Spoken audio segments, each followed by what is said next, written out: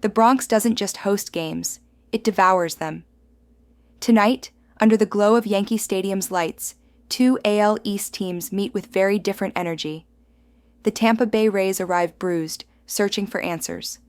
The New York Yankees, wounded but unbowed, are still dangerous in their home cathedral. This isn't just another Monday night matchup. It's a clash of momentum against desperation. For Tampa Bay, Drew Rasmussen climbs the mound. He's been their quiet anchor, 7 wins, a 2.93 ERA, a rhythm that rarely cracks. On the road, he's undefeated, 3 wins, a 3.30 ERA. He doesn't walk many, he doesn't scare easily, but around him, the Rays are unraveling. 4 straight losses, 3 wins in their last 10. Brandon Lowe is out, Wander Franco presses at the plate, and the trade deadline stalks their dugout like a shadow. For the Yankees, it's the rookie Cam Schlittler.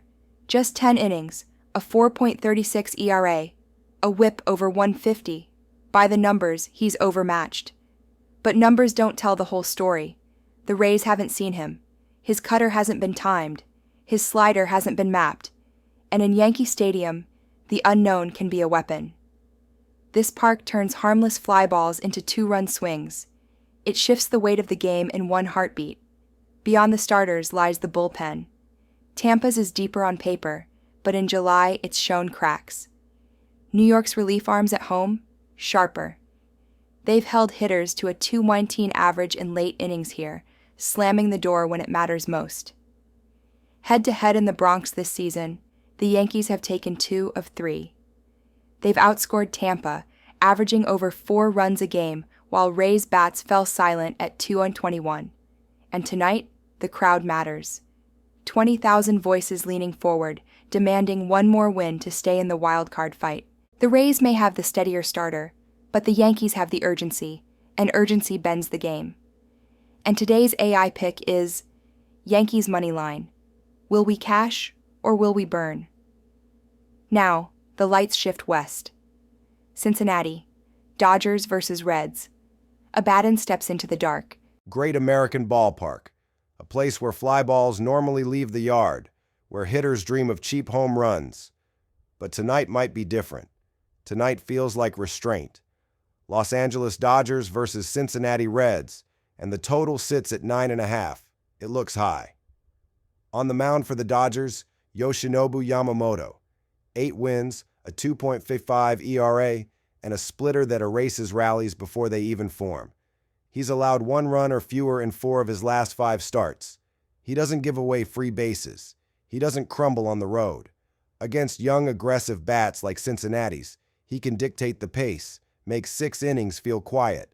The Reds haven't faced him enough to learn his rhythm, and when Yamamoto is in rhythm, the game bends towards silence. For Cincinnati, it's Chase Burns, a rookie with flashes of dominance buried inside inconsistency. His ERA is ugly at 6.65, but the strikeouts are real, 35 in just 21 innings. When his slider bites, it's unhittable. And even against strong lineups, he's had 2 starts with 2 runs or fewer. In this spot, at home, with adrenaline and a crowd behind him, he can steal a few innings before the bullpen takes over. Yes, the Dodgers can mash. They're second in MLB in runs, near the top in slugging. But they're coming off a draining series in Boston. Their bats have cooled, and their road splits aren't the same as home. The Reds have been scoring more lately, but Yamamoto's level is higher than anything they've faced in weeks. Even the bullpens can keep this controlled. Cincinnati's relief arms have been sharper in the last 2 weeks, top 10 in whip. The Dodgers' middle relief has been shaky overall, but in close games they deploy their best late-inning arms, and those have held hitters down. Head-to-head? Last season's series mostly stayed under double digits, even in this park. If Yamamoto does what he usually does, and Burns avoids a complete collapse, this game grinds down into a tight, controlled pace. And today's AI pick is the under 9.5 total. Will we cash or will we burn? Now the focus shifts to Boston versus Minnesota, the Red Sox against the Twins. And for this one, Sapphira will guide the way. Target Field in Minneapolis, a summer night where 2 American League teams carry very different energy. The Minnesota Twins, fading in the Central. The Boston Red Sox, clinging to a wild card spot with urgency in their veins. On the surface, it feels like a quiet Monday matchup. But for Boston, every game matters. On the mound for Minnesota, Simeon Woods Richardson.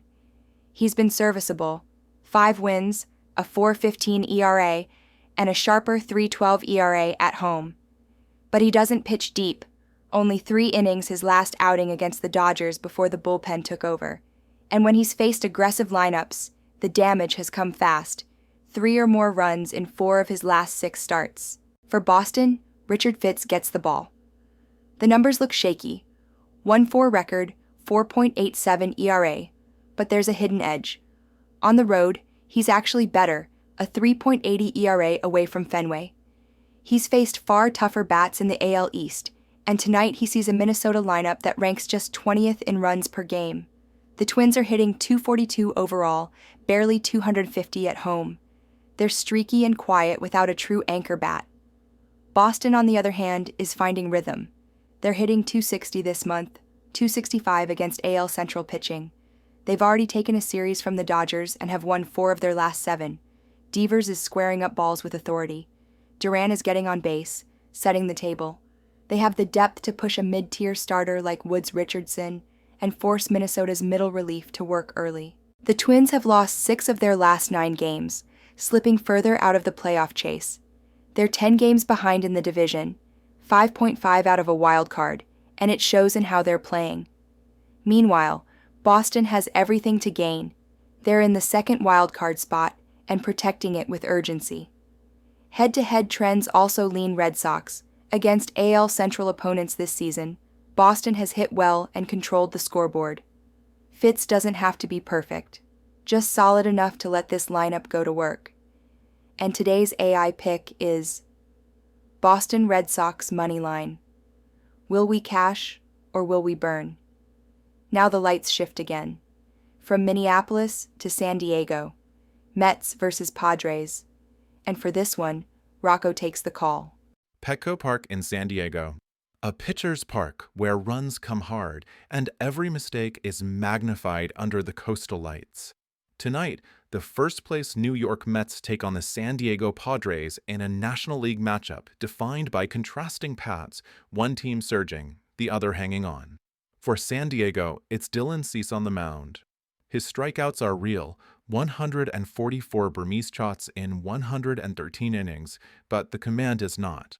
He's just 3-10, holding a 4.59 ERA with too many innings lost to walks and deep counts. When Cease is sharp, he's unhittable. When he isn't, the damage comes fast, and the Padres' weak offense can't cover for it. For New York, Frankie Montas takes the ball. His ERA is 4.62, but that number hides context. Montas has a career FIP just over 4, and he's backed by one of the league's best pitching staffs. The Mets are 3rd in ERA, 4th in opponent batting average, and they've allowed the second fewest home runs in baseball. Montas doesn't need to dominate, he just needs to give 5 steady innings and let a top 10 bullpen take over. Offensively, the Mets hold the edge. They're middle of the pack in runs per game, but they've hit 131 home runs, nearly 50 more than the Padres. Pete Alonso and Francisco Lindor provide the power San Diego doesn't have. The Padres?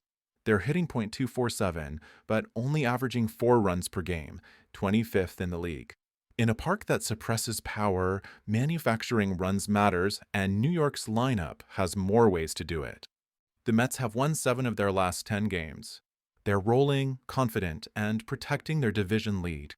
San Diego is solid at home, but they've been inconsistent, 5-5 in their last 10, and Cease hasn't provided stability. Head-to-head, the Mets have handled mid-tier pitching all year.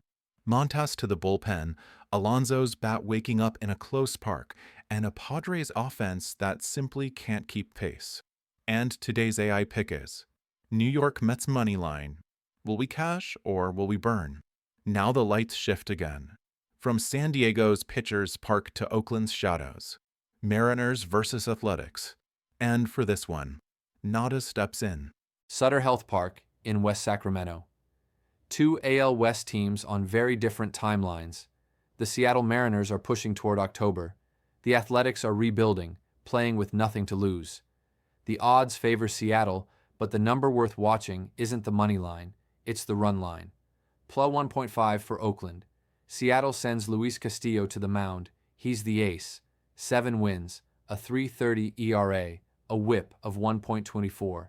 When Castillo is sharp, his fastball rides and his changeup disappears. But even great arms crack.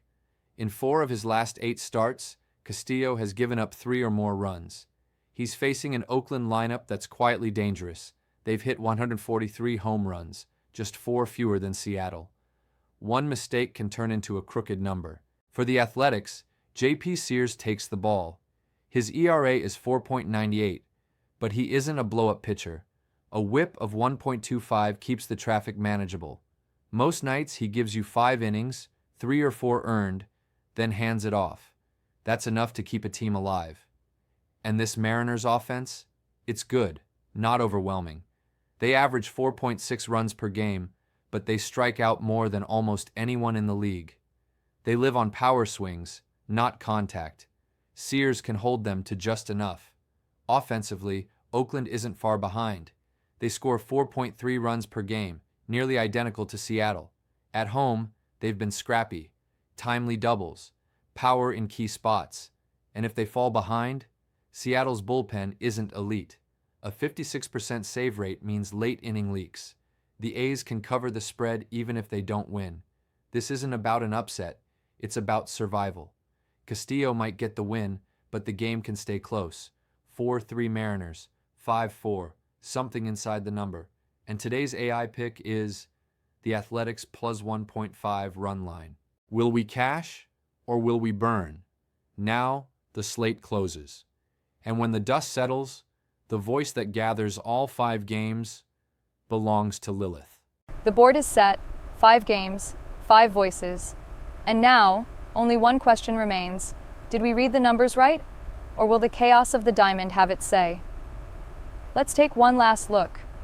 In the Bronx, under the bright Yankee Stadium lights, Krista stood firm. Tampa sent Rasmussen, but it was the rookie mystery of Cam Schlittler and the urgency of the pinstripes that called the edge. Yankees money line. In Cincinnati, Abaddon saw the trap of a hitter's park. Yamamoto versus Burns, 2 arms holding the tempo, even if the crowd wanted fireworks. Under 9.5. In Minneapolis, Sapphira saw opportunity. Woods Richardson steady at home, but Boston swinging hot and desperate for a wild card push. Red Sox money line. Then in San Diego, Rocco called the divide. Montas steadier than Cease, Mets bullpen sharper, Padres bats too soft. Mets money line. And finally in West Sacramento, Nadas whispered survival. Castillo may win, but the A's won't fold. Athletics plus 1.5 on the run line. Now en español. En el Bronx, Yankees línea de dinero. En Cincinnati, menos de 9.5. En Minneapolis, Red Sox línea de dinero. En San Diego, Mets línea de dinero. En Sacramento, Atléticos más 1.5. Like and subscribe. Will we cash or will we burn? Was du heute denkst, wirst du morgen sein. What you think today, you will become tomorrow.